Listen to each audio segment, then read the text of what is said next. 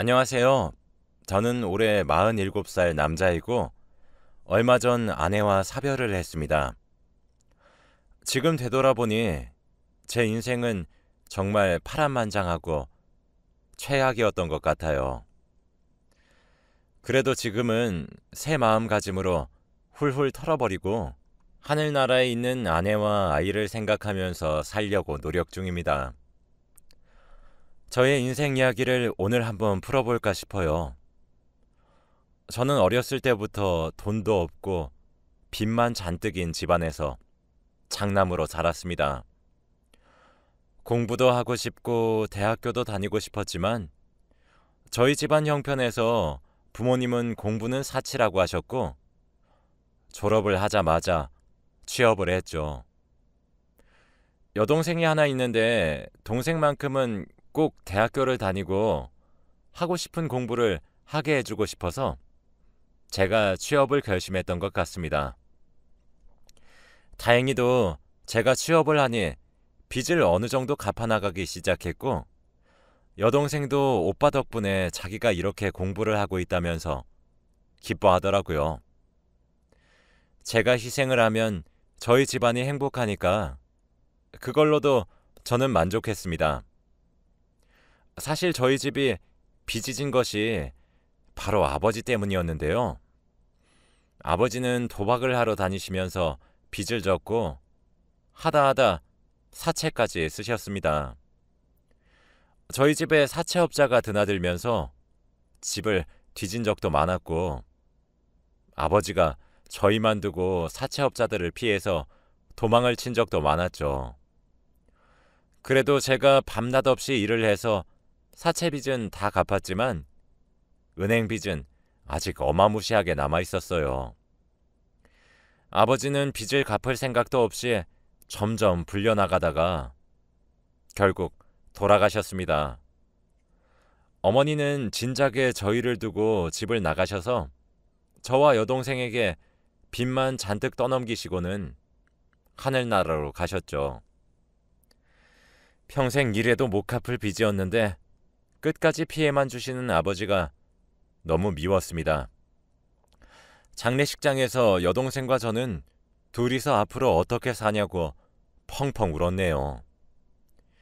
여동생은 회사를 다니고 있었고 저는 택배기사 일을 하고 있었어요.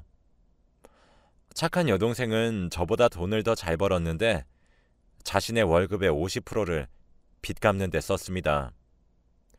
저도 제 월급의 50%는 빚 갚는 데 썼지만 둘이서 해도 워낙 아버지가 남기고 한 빚이 많다 보니까 턱도 없더라고요. 그래도 저희는 한 번도 어기지 않고 빚을 갚아 나갔어요. 그렇게 빚만 갚다가 끝날 것만 같던 제 인생은 저희 아내를 만나고 난 뒤부터 달라지기 시작했습니다. 제가 택배 일을 하면서 병원으로 택배를 배달하기 위해 갔는데 거기서 만났죠. 아내는 한 할머니의 간병인이었고 우연치 않게 스쳐 지나갔는데 너무 예뻤습니다. 저는 택배를 배달하자마자 그 여자에게 다가가서 대뜸 인사를 해버렸지 뭐예요. 착한 그 여자는 이상한 저의 인사도 웃으면서 받아주었고 저는 바로 전화번호를 받을 수 있었습니다. 지금 생각해도 아내는 천사였던 것 같네요. 그리고 일을 마치고 집으로 돌아와서 그녀에게 전화를 걸어서 새벽 내내 이야기를 나누고 같이 밥도 먹고 하면서 만났습니다. 그녀는 간병인 일을 하고 있다고 했고 할머니, 할아버지 밑에서 커서 간병인 일이 자기한테 잘 맞다고 하더라고요. 주위에서 그렇게 마음 따뜻한 사람이 드문데 예쁜 외모에 성심까지 착하니 안 반할 수가 없었죠. 저와 그녀는 낮에 서로 바빴기에 밤에 잠깐 30분 정도 보거나 제가 병원으로 가서 퇴근할 때까지 기다렸다가 그녀를 집에 데려다 주면서 사랑을 키워갔어요. 그리고 저희는 무려 30대 후반까지 연애를 했답니다. 몇 년 동안 연애를 하니까 이 사람이 아니면 결혼을 못 하겠더라고요. 사실 저희가 나이가 이렇게 될 동안 결혼을 못한 이유가 있었는데 바로 그녀의 부모님 때문이었습니다. 다들 딸이 좋은 남자 만나서 편하게 살기를 원하시다 보니 택배 기사 일을 하는 제가 성에 차지 않는 것 같더라고요. 그리고 하다못해 도박쟁이 아버지가 남긴 빚까지 있으니 말이죠. 솔직히 저도 그 마음 다 이해합니다. 제가 몇 번이고 먼저 찾아가서 힘들게 안 할 자신이 있다고 말씀드려도 처음에는 화를 내면서 안 된다고 쫓아내시더니 갈수록 제발 우리 딸 놓아주세요. 우리 딸을 사랑하면 더 좋은 남자 만나게 해달라고요. 하시면서 아예 싹싹 빌더라고요. 그래도 저와 그녀의 고집은 꺾을 수 없었어요. 저희는 그녀의 부모님이 반대를 할수록 사랑은 더 뜨거워져 갔고 결국 그녀는 임신을 하고 말았답니다. 이렇게까지 될 줄은 몰랐는데 그녀가 30대 후반임에도 불구하고 임신을 한 경우는 정말 축복이라 기분이 좋긴 했지만 그녀의 부모님께서 얼마나 윽박을 지르실지 걱정이 되긴 하더라고요. 역시나 그녀의 부모님은 당연히 반대하셨고 온갖 모욕적인 말을 퍼붓기까지 하셨습니다. 너 우리 딸 고생시키고 싶어서 환장했냐? 라고 하면서 도둑놈이라고 했죠. 저는 절대 고생 안 시키고 사랑해 줄 수 있다고 제발 딱 한 번만 믿어달라고 빌었어요. 제 끈질긴 설득 끝에 에휴, 니들이 좋다는데 어째 아이까지 배고 온 마당에 알아서 해 라고 하셨죠. 탐탁지 않아 하는 말투였지만 저희는 결혼을 승낙받았다고 생각하며 결혼 준비를 하기 시작했습니다. 사실 저와 아내 둘 다 집안 형편이 좋지 않고 아이까지 임신했다 보니 결혼식을 할 여건이 되지 않더라고요.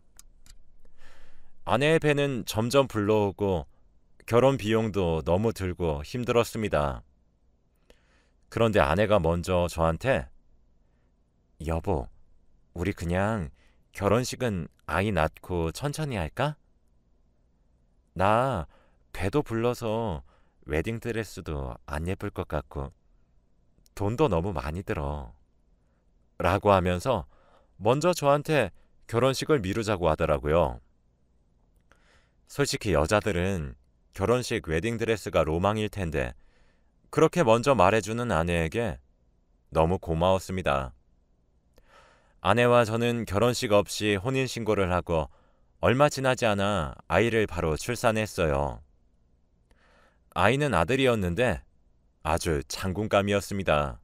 밥도 많이 먹고 배변 활동도 잘해서 우리가 장군감을 낳았다면서 좋아했죠. 그런데 아이가 2살이 되면서 구토도 하고 설사도 하는 겁니다. 솔직히 처음에는 우리가 너무 많이 먹여서 그런 줄 알고 대수롭지 않게 여겼어요. 그리고 아내가 아이를 낳고 나서부터 간병인 일을 잠시 쉬고 있다 보니 제가 낮에는 택배기사 일을 하고 밤에는 대리운전 일을 해서 아이에게 관심을 쓸 여력이 없었거든요. 아내가 퇴근하고 온 저한테 민호가 이상해. 병원에 가봐야 할 것 같은데? 라고 하면 저는 늘 피곤하다고 내일 얘기해 라고 하며 넘겼죠. 그때로 시간을 되돌리고 싶습니다. 아들 민호는 날이 갈수록 아픈 게 심해졌고 더 이상 가만히 두면 안 될 것 같아서 동네 작은 소아과로 향했더니 더 정밀한 검사가 필요하니 큰 병원으로 가보세요 라고 하는 게 아니겠어요? 저는 단순한 건 줄 알았는데 의사 선생님께서 그렇게 말씀하시니까 너무 무서웠고 바로 대학병원으로 가서 진료를 받았습니다. 그런데 의사 선생님께서 한숨을 푹 쉬시더니 폐혈증입니다. 왜 이렇게 늦게 오셨어요? 라고 하더군요. 단순히 열나고 하길래 감기인 줄 알았는데 폐혈증이라니요. 원래 초기에 오면 치료를 통해서 나을 수 있는데 너무 늦게 와서 치료를 해도 효과가 있을지는 모르겠다고 하더군요. 그래도 저 아내는 지푸라기라도 잡는 심정으로 제발 치료해달라고 부탁을 했고 의사 선생님은 민호를 치료해주기 시작했어요. 아내는 매일같이 민호를 간호하려고 병원에 있었고 저는 밤낮 없이 일을 해야 했기에 집에 있었습니다.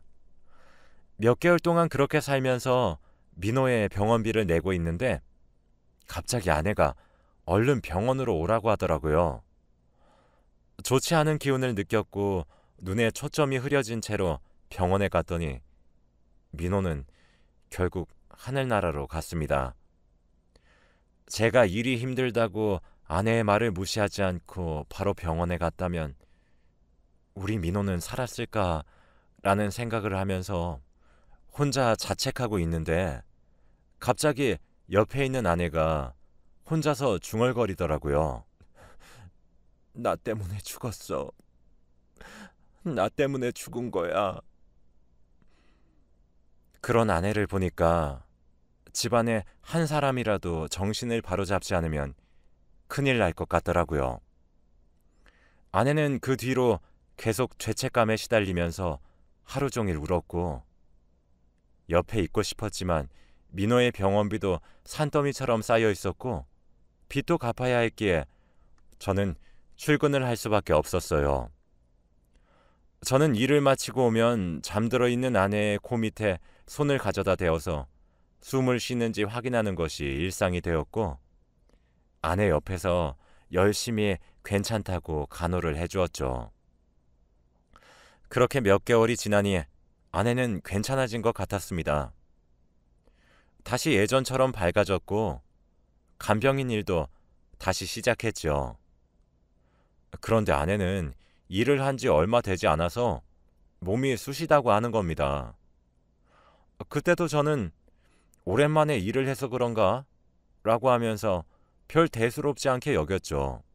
아내도 오랜만에 몸 쓰는 일을 해서 그런가 보다 했거든요.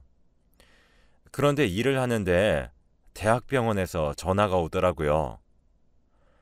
박수진 씨 보호자분 맞으시죠? 얼른 오셔야 할 것 같아요. 저는 갑작스런 전화에 일을 하는 도중에 바로 병원으로 향했고 가는 동안에 몇 년 전에 아들이 죽던 그날이 떠오르면서 제발 아니길 빌었습니다. 다행히도 아내는 일을 하다가 넘어져서 왔다고 하더라고요. 근데 왜 그렇게 급하게 나를 불렀냐고 하니까 몇 시간째 피가 안 멈춘다고 했습니다. 아내의 상처 부위는 작은 편이었는데 왜 피가 멈추지 않나 싶었는데 의사 선생님은 정밀 검사를 진행해 봐야겠다고 하더라고요. 저는 이런 조그마한 상처 때문에 정밀 검사를 하러 가자는 것이 수상해서 혹시나 돈을 벌기 위한 목적인가 싶었지만 우선 아내가 아프다고 하니까 하기는 했습니다. 그런데 아내의 증상을 알고 저는 충격을 받았어요. 바로 아내는 급형 백혈병이라고 했습니다. 최근 들어서 속이 울렁거리고 몸이 아프다고 한 것들이 다 백혈병의 증상이었고 피가 몇 시간째 멈추지 않는 것도 다 백혈병의 증상이었죠. 저와 아내는 어떻게 이런 시련이 우리에게 생길 수 있냐면서 펑펑 울어댔고 치료 열심히 받겠다고 하더라고요. 그때부터 아내는 병원에 입원을 하면서 백혈병 치료를 받기 시작했습니다. 그런데 아직 민호 병원비도 다 갚지 못했는데 아내 병원비까지 쌓이니까 너무 힘들더라고요. 원무과에서는 매일같이 돈을 내라고 전화가 오고요. 누워있는 아내를 간호하면서 갑자기 아내가 여보, 내가 간병인 일만 하다가 막상 환자가 되어 보니까 환자 마음을 어느 정도 알겠어. 환자들이 늘 나한테 화만 내고 성질만 부리던데 내가 막상 이렇게 되니까 이해가 된다. 백혈병에 걸려서 입원하니까 환자들 마음도 알게 되고 좋네. 라고 하면서 오히려 이 상황 덕분에 얻는 게 있다는 식으로 말을 하더라고요. 이런 상황에서까지 긍정적이게 생각하는 아내를 보고 정말 많이 배웠습니다. 얼른 나와서 여보 좋아하는 간병인 일 많이 하자. 여보, 내가 지금 아파서 같이 아버님 빚 못 갚아줘서 미안해. 내가 병원 생활에서 빚을 더 늘려주고 있네. 얼른 나와서 빚 열심히 갚아줄게. 아내는 그런 따뜻한 말을 해주면서 저를 위로해 주었습니다. 그런데 며칠 뒤 의사 선생님께서 저를 조심히 부르더라고요. 그러면서 아마 아내분 최대 몇 주입니다. 라고 하는 게 아니겠어요. 아내는 면역력이 너무 약해서 회복도 늦고 백혈병이 너무 많이 심해진 상태라 병원에서는 손을 쓸 수 없는 상황이라고 했습니다. 몇 년도 아니고 몇 주라뇨. 아들까지 떠나갔는데 아내까지 떠나보내야 하나요? 저는 그날 화장실에서 입을 틀어막고 혼자서 펑펑 울었습니다. 도대체 전생에 무슨 죄를 지었길래 제 곁에 있는 사람들을 다 빼앗아 갈까요? 눈이 팅팅 부은 저를 보고 아내는 어느 정도 눈치를 챘는지 여보, 나 얼마 못 산대지? 라고 하며 같이 울었답니다. 이 여자 없이 과연 제가 행복하게 살 수 있을까요? 그리고 며칠 뒤 장모님이 병실로 찾아오셨습니다. 아내가 시한부인 것을 알고 구슬하라고 하더라고요. 우리 딸이 아픈 이유가 아기 귀신이 엄마한테 붙어서 그런 거라고 하더라고. 그래서 구슬하려고 하는데 어떤가 자네? 굿이요? 그런데 아내가 천주교라서 굿은 하지 말라고 할 텐데. 지금 종교가 중요한가? 사람 생사가 달린 일인데. 근데 굿을 하려면 약도 끊어야 하고 호흡기를 다 떼고 진행해야 한다고 하네. 그래도 하면 몇 년은 살 수 있다네. 네? 약을 끊고 호흡기를 떼면 아내 죽어요, 장모님. 이건 아닌 것 같아요. 저는 장모님의 제안을 받아들이면 아내가 죽을 것 같았기에 반대를 하고 아내와 함께 마지막까지 같이 있었습니다. 저희는 한시도 떨어지지 않은 채로 붙어 있었고 병실에 있는 다른 환자들도 우리 부부를 보면서 꿀이 떨어진다고 했죠. 그런데 얼마 뒤 아내가 죽고 나서 장모님이 화가 잔뜩 난 모습으로 오자마자 제 뺨을 때리시고는 자네가 우리 딸 죽인 걸세. 700만 원이 아까워서 그랬나? 어떻게 자네가 내가 굿을 하면 우리 딸 몇 년은 장담할 수 있다고 했지 않는가? 자네 때문에 우리 딸이 죽었어. 라고 하면서 나갔습니다. 솔직히 저도 많이 힘들고 참았는데 이렇게 뺨까지 맞으니까 제정신으로 살 수 없더군요.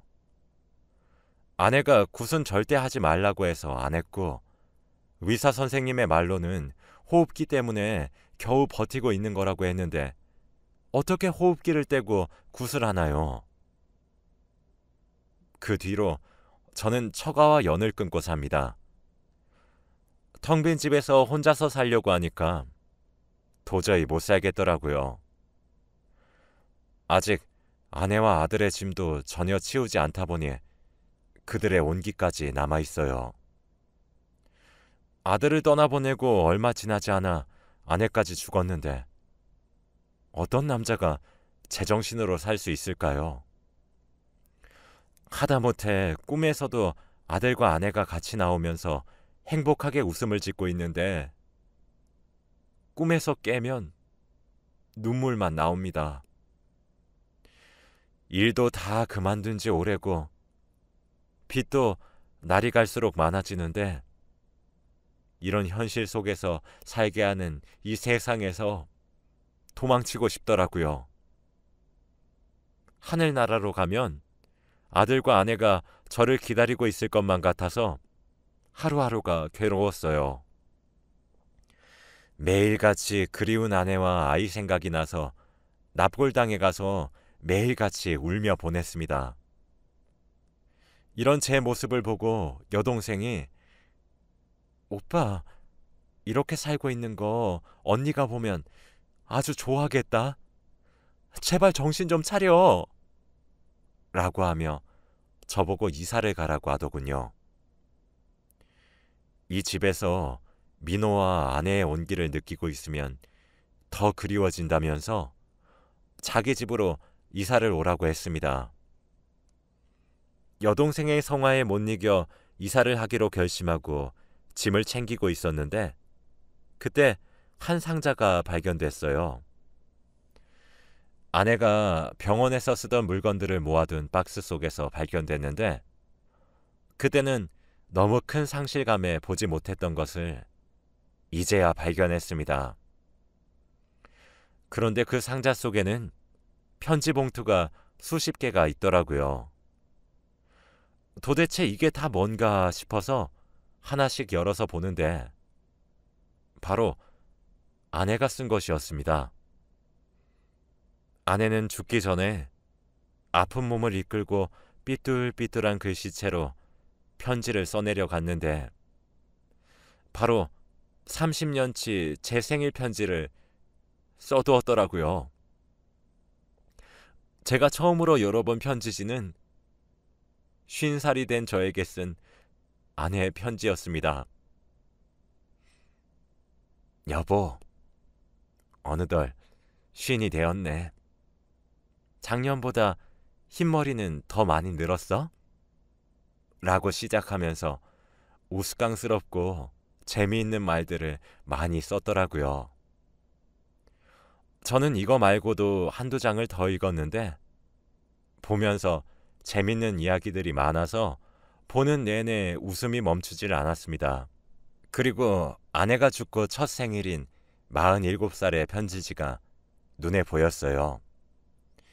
곧 생일이라 어차피 읽어야 하니 미리 읽는 셈 치고 편지 봉투를 열었고 아내는 여보, 처음으로 혼자 맞는 생일이네.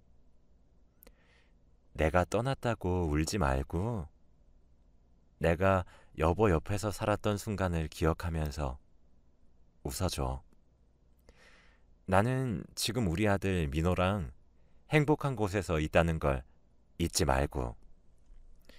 난 항상 민호와 함께 여보 옆에 있으니까 혼자 맞는 생일을 슬프게 보내지 않았으면 좋겠네. 우리 꼭 다시 만나. 여보, 내가 하늘에서 지켜볼 테니 꼭 행복하게 살았으면 좋겠어.